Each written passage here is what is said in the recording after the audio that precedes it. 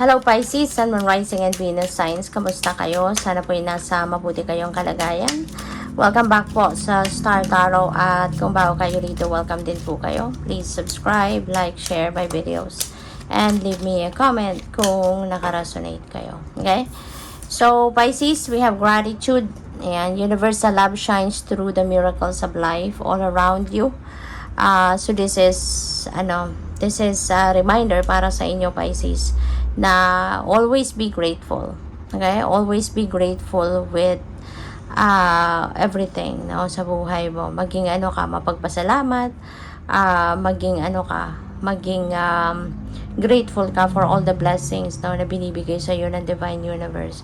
Alright? Kapag grateful ka, marunong ka mag-appreciate ng mga blessings, no, mas marami pang ibibigay sa iyo ang Divine. Mas marami pang ipapadala sa iyo ng biyaya ang universe. Mas marami pang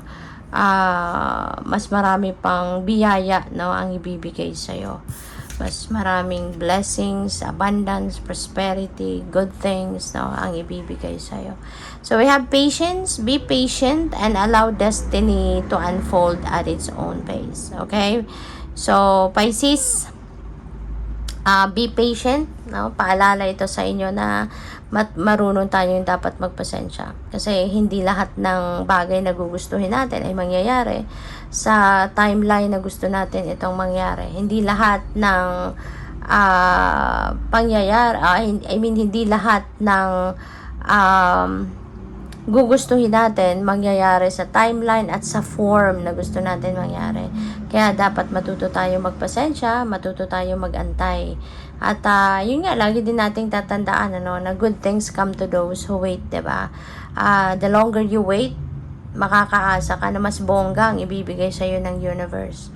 Mas maganda, mas maayos, mas mabuti kaysa doon sa ini-expect mo, no?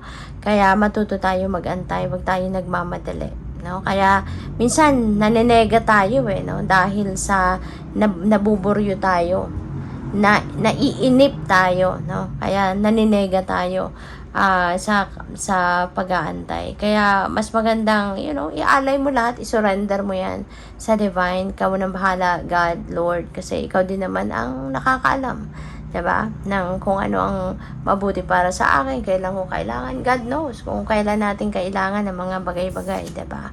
So, we have choice. Ayan, baka mayroong mga options kayo dito. May mga choices na kailangan pagpilian, at kailangan mong pagdesisyonan yan. So, tignan natin kung ano pa ang ganap. And by the way, maraming salamat for subscribing. And if you haven't subscribed yet, subscribe na kayo. And also, maraming salamat din for not skipping the ads. Malaking bagay po yan sa akin. And also, please click the join button sa baba ng video kung gusto po ninyo na mag-join kayo sa membership. Salamat. So, we have Two of Fire. Ayan. So, Two of Fire is about planning. This is about progress. Diba? This is about partnership. So, ang iba siguro sa inyo dito, you have a partner siguro ngayon sa pwedeng kakolab ninyo ito sa trabaho, sa project, ganyan, sa business, and maaaring meron kayong pinagpaplanuhang gawin. So, siguro nag-i-strategize kayo, baka bagong partnership ito, so maaaring nag-i-strategize kayo kung anong gagawin ninyo sa business na itatayo ninyo, something like that, or sa dating business, kung paano ninyo ito mas mapapalago pa, baka yun ang pinagpaplanuhan ninyo, no? So, what else? We have Ten of Water. Wow, ang swerte mo, ang saya. Si Ten of Water kasi, masaya. Very happy, may contentment, may fulfillment dito. You will be filled with joy and happiness kasi lalo-lalo na sa pamilya, no? Buo ang pamilya, o masayang-masaya ang bawat isa, no? Sa pamilya, you are all blessed, feeling blessed. At marami din kasi siguro talagang blessings, no, na dadating or dumating na sa buhay ninyo, and you are savoring those blessings. You are savoring those good things, no, na nakuha ninyo, na-receive ninyo from the universe. So, we have the Moon. Ayan, kung meron kayong decision ngayon na kailangan pagdesisyonan, wag muna. Okay? Kasi bizarre pa para sa inyo no? Hindi pa malinaw sa iyo yung sitwasyon. Hindi pa, kumbaga, nag-hesitate ka din na magdesisyon ka na kasi ramdam mo na hindi pa to ang tamang panahon para dyan. Maaaring ramdam mo na hindi pa kompleto, diba? Yung mga bagay-bagay, mga ganyan. So, wag muna. Kaya wag ninyong madaliin ang pagdedesisyon. And, paalala din ito sa inyo na pakinggan mo yung inyong intuition. Pakinggan mo yung mga intuitive messages and nudges, no? Na nare-receive ninyo kasi that's going to guide you. Diba? Kung ano ang dapat ninyong gawin, anong dapat ninyong maging decision, ganyan. Alright? So, there is also something that will be revealed to you.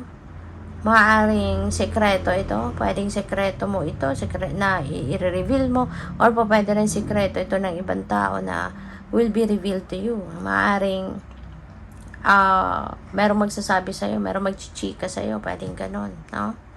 So, we also have 9 of air. Nai-stress ang iba sa inyo, nag-worry, nai-stress. Pwedeng dito yan sa sitwasyon na ito with the moon. Baka ang iba sa inyo mayroon talagang pagdedesisyonan at naguguluhan na kayo.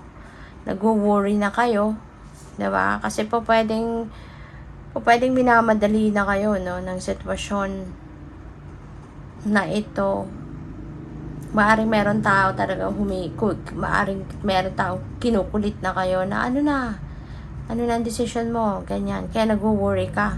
Nagkakaroon ka na ng sleepless nights kasi kaiisip siguro, pero sa loob mo siguro hindi ka pa handa hindi ka pa ready for making a decision kasi pwedeng malabo pa sa isip mo, you can't figure out yet, no? Maaring bizarre pa sa inyo yung sitwasyon mo kaya hindi ka basta-bastang nagdedesisyon, diba? Pero maaring minabadali ka, pino-force ka na siguro, no, ng isang tao dito.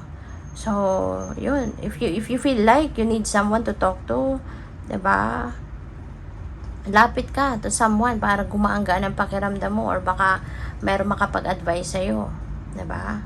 Huwag kang mag-worry kasi mas lalong bibigat ang loob mo, mas lalong kang mag-attract ng mas marami pang negative thoughts, negative feelings. So, ialay mo na lang yan, no? Lift all up, diba? Sa universe, lalo na yung mga worries mo, yung stress mo, yung negativity na nararamdaman mo, ialay mo yan sa universe, bigay mo sa kanya para tulungan kanya, diba? So, what else? We have Knight of Water. Ayan. So, Knight of Water, this is very, romantic. Si Knight of Water, this is hopeless romantic. So, for some of you, baka ito may pakilig naman para sa iba. Diba? So, maaari ng iba sa inyo, lalo kasi single ka pa, no? Baka ngayon, merong manliligaw sa'yo. Baka ito, parang, siguro, meron tao na interesado talaga sa'yo romantically, matagal na. Pero maaaring hindi nagkakalakas ng loob na magtapat sa'yo. Pero ngayon, maaaring magtatapat na siya. O pwedeng magpapahayag na siya ng kanyang, ng kanyang interest sa'yo, pagmamahal, paghanga, mga ganyan. So, yun. O pwedeng may love life na sisimula ng iba sa inyo. Good luck. Thank you for watching Love and Light. Namaste.